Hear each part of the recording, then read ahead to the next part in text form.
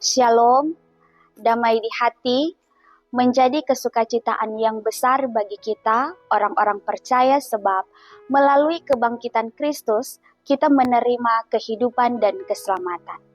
Alkitab memberikan kesaksian tentang fakta historis bahwa Yesus Kristus telah bangkit dan menampakkan diri kepada banyak orang. Marilah kita merenungkan kesaksian Alkitab ini dalam Injil Yohanes pasal 21 ayat 1 sampai dengan ayat 14 yang dituntun dengan tema perenungan Yesus menampakkan diri setelah bangkit menyatakan Ia adalah Tuhan. Sebelumnya, mari berdoa. Ya Tuhan, ini kami umat-Mu yang membuka hati untuk merasakan perjumpaan dengan-Mu melalui firman Tuhan yang akan kami baca dan renungkan saat ini.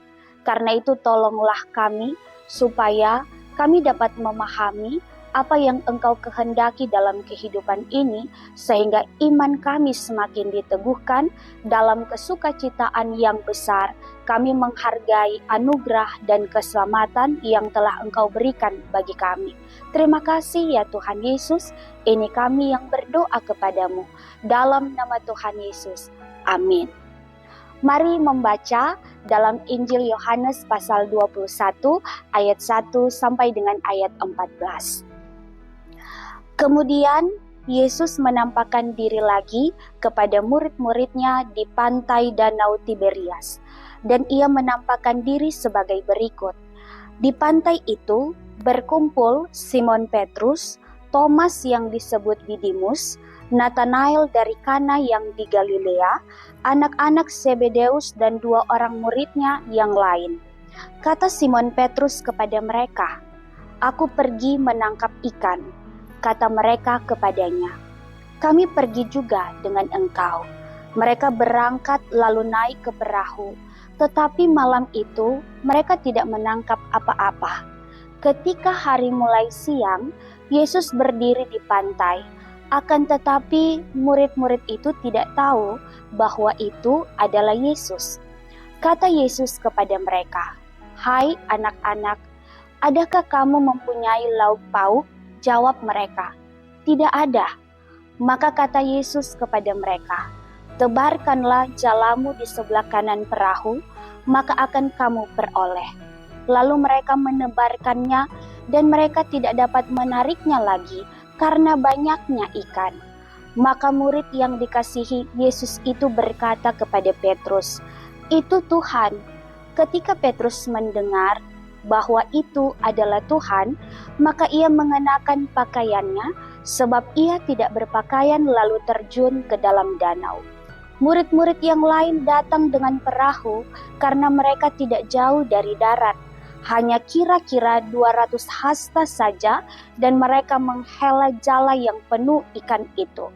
Ketika mereka tiba di darat, mereka melihat api arang dan di atasnya ikan dan roti. Kata Yesus kepada mereka, "Bawalah beberapa ikan yang baru kamu tangkap itu." Simon Petrus naik ke perahu, lalu menghela jala itu ke darat, penuh ikan-ikan besar, 153 ekor banyaknya, dan sungguh pun sebanyak itu, jala itu tidak koyak. Kata Yesus kepada mereka, "Marilah dan sarapanlah." Tidak ada di antara murid-murid itu yang berani bertanya kepadanya, "Siapakah engkau?" Sebab mereka tahu bahwa ia adalah Tuhan. Yesus maju ke depan, mengambil roti dan memberikannya kepada mereka. Demikian juga ikan itu. Itulah ketiga kalinya Yesus menampakkan diri kepada murid-muridnya sesudah ia bangkit dari antara orang mati. Demikianlah firman Tuhan. Saudaraku yang terkasih dalam Tuhan, perikop ini menceritakan tentang ketiga kalinya Yesus menampakkan diri kepada murid-muridnya sesudah ia bangkit dari antara orang mati.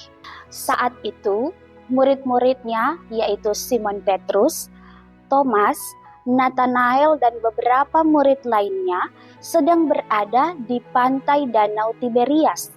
Mereka telah kembali pada pekerjaan asal mereka, yaitu sebagai nelayan.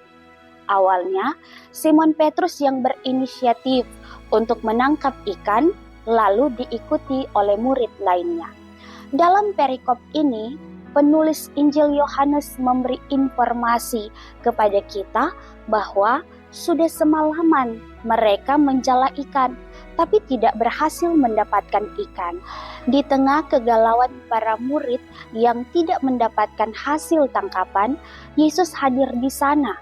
Dia berdiri di tepi danau itu. Tapi mereka tidak tahu, yang diterjemahkan dari kata kerja Yunani berarti mengetahui atau mengenali. Jadi saat itu para murid tidak tahu atau tidak mengenali Yesus.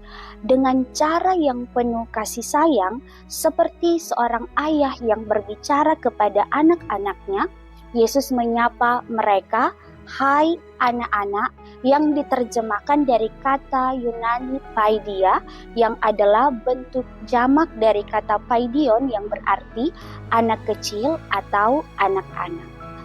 Ini menunjukkan ungkapan keakraban dan perhatian Yesus kepada murid-muridnya. Yesus berkata kepada mereka untuk menebarkan lagi jala di sebelah kanan perahu dan mereka akan mendapatkan ikan. Ketika itu, murid yang dikasihi Yesus berkata kepada Simon Petrus bahwa itu adalah Tuhan. Kata Yunaninya kurios. Itu adalah pengakuan dari sang murid bahwa Yesus benar-benar adalah Tuhan yang bangkit. Dengan diperolehnya hasil tangkapan ikan yang banyak, semakin membuat para murid yakin bahwa Dia benar adalah Yesus yang telah bangkit dari kematian. Ia adalah Tuhan yang sanggup mengadakan mujizat, dan mereka tahu hanya Dialah yang dapat melakukan hal itu. Saudaraku, kehadiran Yesus lewat penampakan dirinya kepada para murid di pantai Danau Tiberias merupakan bukti bahwa benar Ia telah bangkit. Menampakkan diri diterjemahkan dari kata Yunani evanerote, asal kata dari phanero yang berarti untuk membuat nyata, terlihat, terwujud, menjadi nyata, memperlihatkan diri, dan menjadi dikenali. Jadi setelah peristiwa kematian Yesus yang disaksikan oleh para murid, kini Dia benar-benar hadir, nyata, dapat dilihat oleh para murid saat itu. Dia hidup berinteraksi dengan para murid saat itu lewat percakapan dan aktivitas makan bersama setelah memperoleh hasil tangkapan ikan. Maka kehadirannya adalah bukti yang tak terbantahkan tentang kebangkitannya. Dengan demikian, kebangkitannya dari kematian adalah bukti bahwa Ia benar-benar adalah Tuhan yang berkuasa atas kehidupan dan kematian. Penampakan Yesus Kristus setelah kebangkitannya merupakan bukti bahwa Ia hidup dan mengukuhkan identitasnya bahwa Ia adalah Tuhan.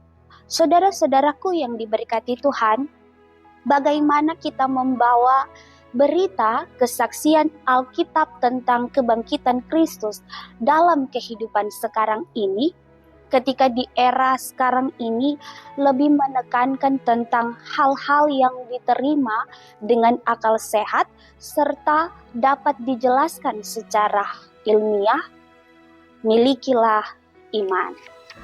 Iman adalah dasar dari segala sesuatu yang kita harapkan dan bukti dari segala sesuatu yang tidak kita lihat.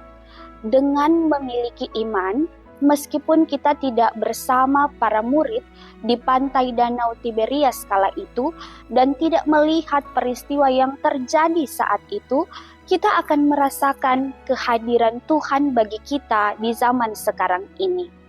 Dengan memiliki iman, mata kita terbuka bahwa kehidupan ini semata-mata hanya karena Tuhan. Dia yang telah bangkit, Dia Allah yang hidup, yang menyertai kita sampai saat ini. Bukan karena kehebatan kita semata. Lihatlah para murid dalam perikop ini. Sebelum mereka menjadi murid Yesus sebagai penjala manusia, mereka adalah penjala ikan. Mereka sudah pengalaman dalam hal menangkap ikan, tapi toh pengalaman mereka tidak menjamin mereka dapat berhasil. Demikian juga dengan kita. Apa yang kita peroleh di dunia ini, Tuhanlah yang menyediakan itu semua. Semua berasal dari Tuhan. Dan sehebat apapun kita di dunia ini, kita membutuhkan kehadiran Tuhan dalam hidup kita. Meskipun hidup tidak selalu mudah, kadang kita berkata, saya belum melihat, saya belum merasakan pekerjaan Tuhan dalam hidupku, tapi melalui perikop ini, mengajarkan kepada kita bahwa kebangkitan Kristus memberi harapan yang selalu baru bagi kita, bahwa Ia yang adalah Tuhan sanggup mengubah hal yang tidak mungkin atau mustahil menjadi mungkin. Saat kita telah berusaha tapi tidak mengubah situasi sulit yang kita alami, hadirkan Yesus dalam hidupmu, maka pasti ada jalan keluar yang terbaik. Tidak berhenti sampai di situ, saudara-saudara. Kehadiran Yesus dalam hidup kita harus dirasakan, harus dilihat oleh semua orang. Bagaimanakah caranya? Tampilkan Kristus dalam hidupku dan dalam hidupmu. Tampilkan Kristus lewat tutur kata, lewat cara kita bergaul, cara kita hidup di dunia ini, supaya orang lain akan merasakan dan melihat kehadiran Yesus melalui kehidupan kita. Tuhan Yesus memberkati kita semua. Amin. Mari kita berdoa. Terima kasih ya Tuhan Yesus untuk anugerah keselamatan yang telah Engkau kerjakan dalam kehidupan kami. Biarlah lewat kebangkitan Kristus, maka iman kami semakin teguh, yang akan juga menampilkan Kristus lewat cara hidup kami yang seturut dengan kehendak-Mu, supaya semakin banyak orang akan melihat dan merasakan kehadiran Tuhan Yesus Kristus di tengah dunia ini. Terima kasih Tuhan. Ini kami yang berdoa, bersyukur dan memasrahkan kehidupan kami ke dalam tangan Tuhan saja. Dalam nama Tuhan Yesus, kami berdoa. Amin. Demikianlah perenungan firman Tuhan. Semoga menjadi berkat bagi kita semua. Shalom, damai di hati.